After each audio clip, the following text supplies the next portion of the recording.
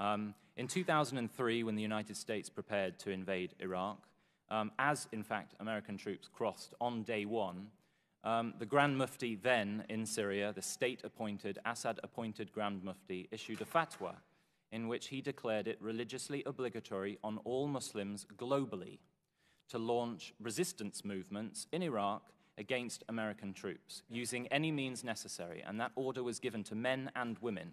And that was essentially an instruction from the Assad government. Within 11 days of the US invasion of Iraq, 5,000 foreign jihadi fighters crossed into Iraq, crossed Syria's borders. They flew into Aleppo and Damascus airports, were bussed in government buses to the Iraqi border, and waved through open border crossings. And in the 7 or 8 years that followed, during the war in Iraq, it would not be an exaggeration, I think, to say that hundreds of American troops would still be alive if the Assad regime had not continued its assistance to ISIS, ISIS's predecessor movement, the Islamic State in Iraq.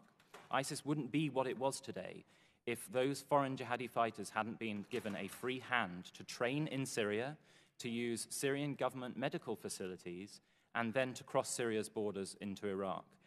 And that support for jihadists didn't stop when American troops left Iraq in 2010.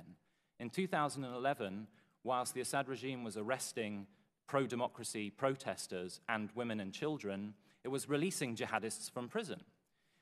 2 of the 7 founding members of the Al-Qaeda affiliate in Syria were released from prison at the beginning of the protests.